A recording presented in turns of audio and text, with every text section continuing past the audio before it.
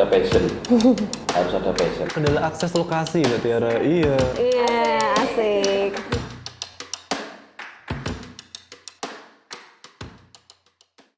Halo Sobat Kaltara Muda, kembali lagi bersama saya Tiara di Copycast, podcastnya DCPB Kaltara. Nah, saat ini kita udah kedatangan narasumber yang spesial nih. Siapa yo? Nah, di sini ada Bapak Adi Widyandana. Mari Bapak Adi memperkenalkan diri, silakan. Terima kasih Mbak Tiara. Saya Adi Widyandana, sehari-hari diamanai sebagai Kepala Bidang Pembinaan Pelaksanaan Anggaran 2 Kantor Wilayah Direktorat Jenderal Perbendaharaan Provinsi Kalimantan Utara.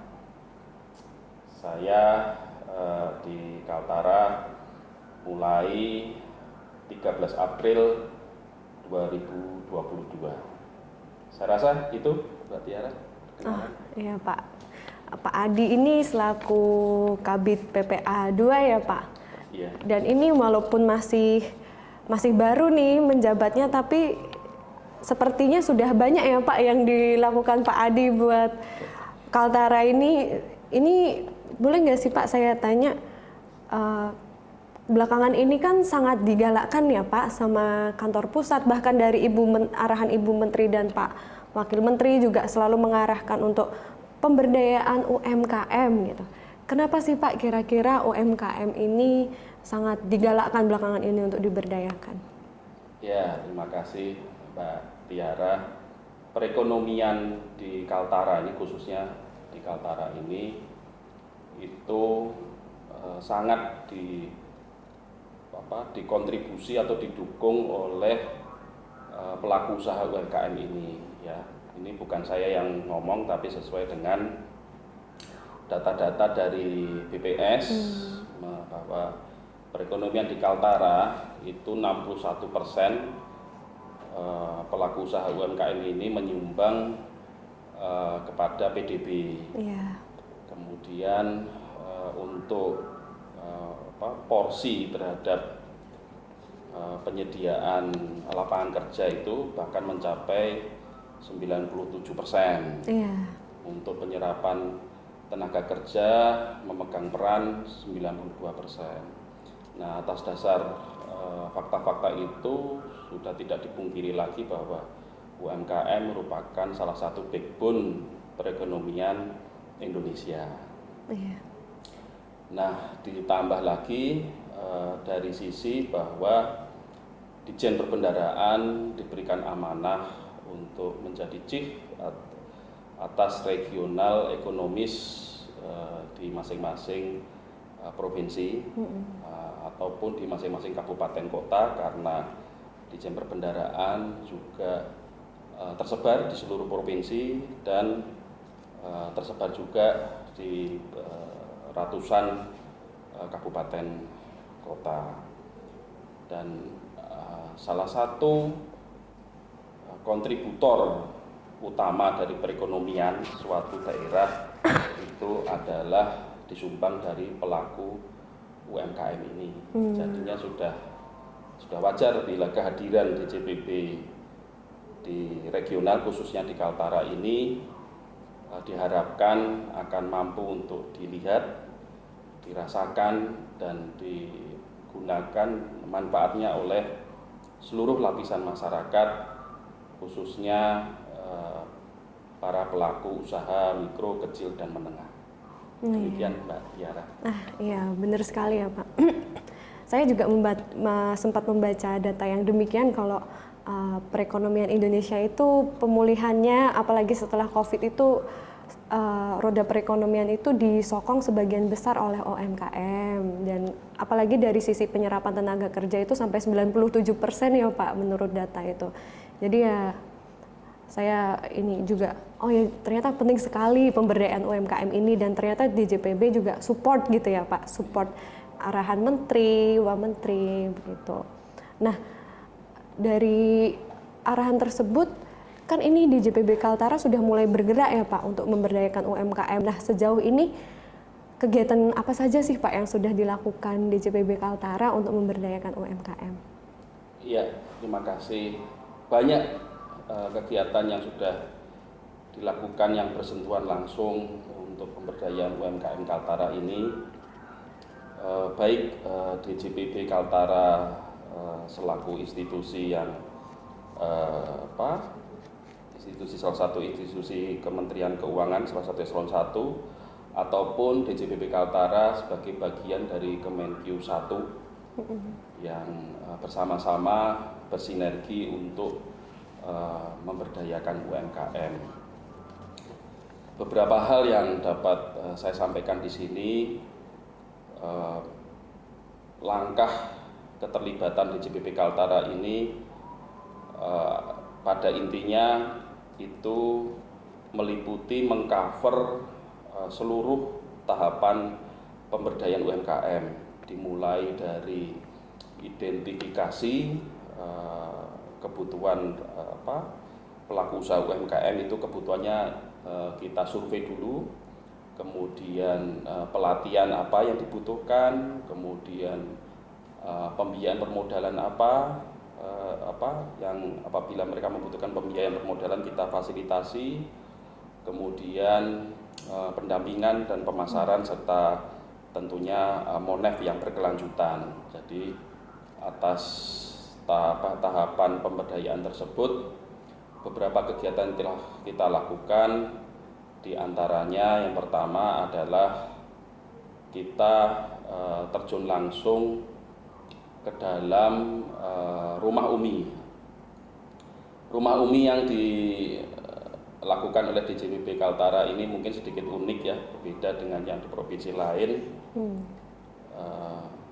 karena ya untuk sewa gedung dan bangunan itu memerlukan tantangan yang sangat besar, sehingga kami lebih mengedepankan efektif dan efisiensi, tetapi output dan outcome-nya itu dapat tersentuh dan dapat besar gitu loh, dapat tercapai dengan gede gitu ya. Jadi kita langsung terlibat dengan kegiatan kemasyarakatan yang di situ melibatkan puluhan bahkan ratusan UMKM. Kalau di Kabupaten Bulungan ini ada kegiatan Car Free Day. Nah, kalau di kabupaten kota lain di mana wilayah kerja KPPN itu ada semacam festival budaya dan festival UMKM.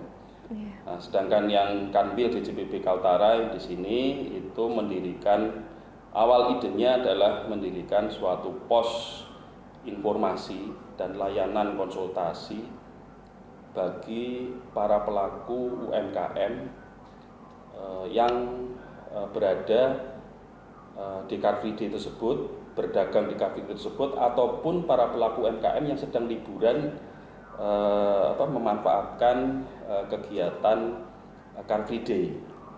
Nah, awalnya di situ, tapi kemudian dengan berjalannya waktu semakin berkembang, semakin dirasakan manfaatnya, dan sampai sekarang telah menggandeng 5 institusi dan telah dirasakan manfaatnya oleh masyarakat. Di sisi lain, kami juga menyelenggarakan pelatihan UMKM dengan menggandeng, memfasilitasi, bersinergi, berkolaborasi dengan berbagai pihak eksternal seperti dari Mata Garuda, Bank Indonesia, Bank Rakyat Perbankan, kemudian lembaga keuangan non perbankan, dinas-dinas pemerintah daerah yang terkait, kemudian dari alumni Mata Garuda, kemudian juga dari lokal expertise ataupun dari akademisi yang ada di Bumi Kaltara. Kami juga mendatangkan UMKM model yang sudah terkenal dari luar Kaltara secara daring ya. Kemudian juga kita berkolaborasi dengan Kemenkyu 1 seperti contohnya dengan KPKNL dan KPPBC untuk memberikan sharing knowledge dalam hal klinik ekspor ya dan kedai lelang produk UMKM. Nah, ini ke depan kita sedang mendesain untuk berkolaborasi dengan rekan-rekan DJP ya dalam hal pemberian informasi terkait data-data perpajakan. Nah, itu beberapa hal yang telah kita lakukan dan sinergi yang telah kita lakukan terkait dengan langkah konkret pemberdayaan UMKM oleh DJPB Kaltara. Saya rasa itu Mbak Tiara. Nah, tadi kan saya memperhatikan kalau yang di CFD tadi sebenarnya tujuan awalnya kan buka layanan informasi UMKM, tapi sampai sekarang justru berkembang jadi sampai buka ini ya Pak untuk stand pertanyaan untuk LPDP yang melibatkan Mata Garuda. Terus kalau saya lihat di Instagram tuh juga bahkan sampai membuka pos perizinan UMKM yang bekerja sama Diskop ya, Disperindakopnya Bulungan. Nah, itu menurut saya berarti sangat signifikan ya Pak perkembangan CFD-nya.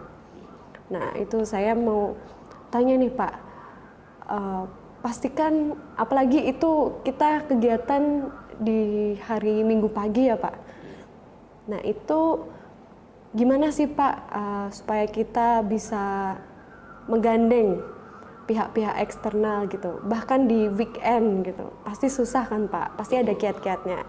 Nah, kiat-kiat apa aja itu kita mau dengarkan langsung dari Pak Adi sesaat lagi ya teman-teman, karena kita mau ada iklan sejenak. Mantap.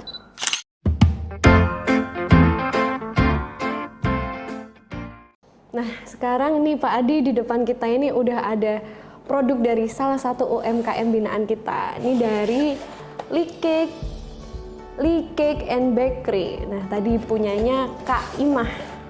Nah, sekarang kita mau coba ini Pak, karena di sini nih produknya ini produk yang menurut saya lumayan susah ditemuin karena ini tuh croissant, tapi croissantnya itu dari singkong Pak. Iya, pun ini ada bolu juga. Kalau kita kan udah biasa makan bolu Pak, tapi ini bolu yang juga terbuatnya dari singkong gitu. Nah, mungkin Pak Adi silakan kita cobain rasanya. Iya, mantap. Pemirsa, kita cobain dulu rasanya.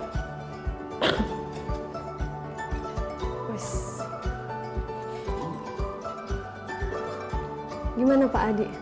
Rasanya enak. Ini potensi untuk diekspor ke Pulau Jawa. Jadi sebelum ke mancanegara bisa ini untuk membanjiri sebagai produk produk kompetitor ya untuk produk yang serupa di Pulau Jawa, dan mungkin ini bisa menjadi peningkatan omset maupun peningkatan pangsa pasar bagi UMKM di Kaltara. Ini mantep rasanya Mbak Tiara. Nah, berarti terbukti ya teman-teman, walaupun ini produknya masih produk UMKM yang masih bisa digolong newbie gitu di dalam dunia usaha, tapi ternyata dari segi kualitas sebenarnya mampu bersaing gitu dengan UMKM lainnya, bahkan yang ada di Pulau Jawa ya Pak. Mantap. Nah, ini dari singkong, nah itu yang bikin menarik nih dari sini. Nah, ini sebenarnya juga ada ini Pak, ada Lychees Milk. Ini yang varian rasa mango. Nah, ini juga enak ini Pak. Tadi saya udah nyoba dan rasanya itu manis, tapi ada segernya, tapi ada gurih-gurih kejunya juga. Ini emang inovasi yang sangat sangat wow gitu dari teman-teman UMKM binaan DJPB Kaltara. Gitu, Pak. Mantap. Betul, lezatos. Mantap. Nah, teman-teman balik lagi nih sama saya. Nah, kita langsung mau lanjut aja. Kan nih kayaknya kita semua udah pada penasaran ya. Sebenarnya kiat sukses apa sih kok DJPB Kaltara itu bisa sampai berkolaborasi, bersinergi sama bahkan dengan Mata Garuda, alumni LPDP, dengan Pemda juga ya Pak, dengan Pemda, dengan penyalur pembiayaan UMKM seperti Pegadaian, BRI, waduh apalagi UMKM, pelatihan UMKM yang baru aja diselenggarakan ini, bahkan saya lihat flyernya itu sampai mengundang 7 narasumber. Wah, luar biasa sekali itu Pak. Nah ini kiat sukses apa sih? Mungkin teman-teman penasaran juga nih, wah hebat sekali nih cara menjalin komunikasinya dengan pihak-pihak stakeholder itu seperti apa? Monggo Pak Adi kiatnya. Ya, terima kasih Mbak Tiara. Langkah-langkah yang kami lakukan, kami mengutamakan atau mendahulukan pendekatan dan komunikasi secara informal dulu. Karena kami memerlukan kesamaan frekuensi terkait dengan pemberdayaan UMKM ini. Apakah semangat pemberdayaan UMKM ini dalam porsi dan kuantitas yang sama, dan kemungkinan tindak lanjut bersamanya itu sampai seberapa jauh. Nah ini kita jajaki dulu. Seluruh institusi kita ajak komunikasi. Terkadang kami yang sowan, yang datang menghadap ke berbagai instansi, termasuk ke Bank Indonesia, jajaran beberapa KL, termasuk ke Polda juga, semuanya sudah kita jalin komunikasi informal. Dan alhamdulillah di Kalimantan Utara ini mayoritas, sebagian besar ya, mayoritas dominan itu mempunyai frekuensi yang sama, artinya semangat untuk pemberdayaan UMKM dan kemudian sama-sama membesarkan UMKM Kaltara ini sangat besar. Akhirnya berbagai pihak satu demi satu masuk ke pos Ditjen Perbendaharaan di acara Car Free Day maupun dalam hal kegiatan-kegiatan pelatihan. Kita alhamdulillah memang butuh waktu yang lumayan untuk proses pendekatan frekuensi ini, Mbak. Ya. Nah, nanti kalau sudah satu frekuensi ini untuk formalitasnya cepat saja. Nah itu kiat-kiatnya seperti itu. Memang komunikasi itu penting, dan terkadang justru kesuksesan dari komunikasi itu lahir di sebuah warung kopi. Mantap. Jadi terkadang kalau di kantor itu malah terlalu formal ya, udah ketemu kliknya baru nanti administrasi belakangan. Nah itu yang kami lakukan.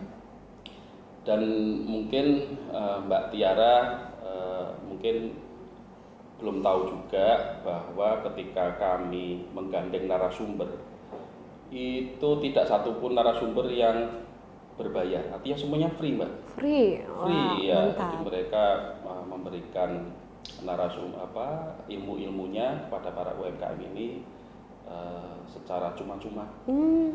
Kami juga tidak memberikan transport lokal atau honor apapun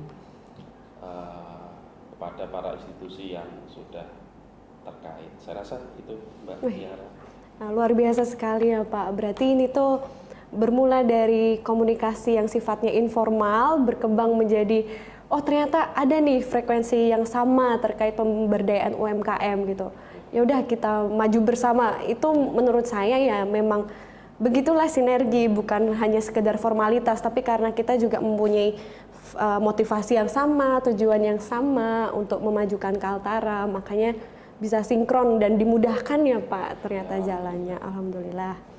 Nah, dan saya juga melihat nih Bapak, sepertinya Pak Adi maupun staf-stafnya yang terlibat di pemberdayaan UMKM Kaltara ini terlihat akrab begitu dengan ibu-ibu UMKM binaan kita. Itu ada tips and triknya juga nggak sih Pak supaya kita bisa, karena kan kalau kita sudah punya chemistry dengan ibu-ibunya kan otomatis komunikasi enak, ibu-ibunya juga sangat support dengan kegiatan kita. Nah itu tips and triknya apa sih Pak supaya bisa klop kita? Nah ini ini kuncinya juga Mbak Tiara, ini penting sekali. Tapi terkadang suka terlewatkan ya. Jadi untuk mendapatkan chemistry yang kuat, itu pelaku usaha UMKM itu membutuhkan sentuhan. Jadi tidak hanya dilatih, kemudian diberi modal, kemudian diajari berbagai diklat-diklat dan ilmu, tetapi terus ditinggalkan gitu ya. Jadi salah satu strategi kami membawa membawa kesan dari sudut pandang pelaku usaha UMKM sehingga mereka merasa terkesan dan merasa dimanusiakan. Nah, itu alhamdulillah ya, akhirnya chemistry-nya dapat Mbak, dan mereka sangat menghargai dan sangat menghormati Kementerian Keuangan, khususnya Ditjen Perbendaharaan. Salah satu tips yang kedua adalah kita mau mendengarkan, Mbak. Terkadang itu kita hanya memberi, memfasilitasi, tapi kurang bisa mendengarkan. Nah, ini penting. Jadi kita itu harus bisa duduk mendengarkan segala curhatan pelaku UMKM. Nah, mendengarkan aja itu mereka udah senang. Apalagi kemudian beberapa curhatan mereka itu kita tindak lanjuti, kita fasilitasi dengan sinergi dan diskusi dengan pihak-pihak yang terkait. Contohnya mereka ada curhat kesulitan dalam hal seperti di pingpong ya, dalam hal pengurusan salah satu sertifikasi. Nah, ini kita sinergikan, kita tindak lanjuti dengan instansi terkait, dan kemudian instansi terkait tersebut kita jadikan narasumber untuk memberikan pelatihan terkait sertifikasi dimaksud. Nah, ini membekas di hati mereka. Itu salah satu trik-trik aja.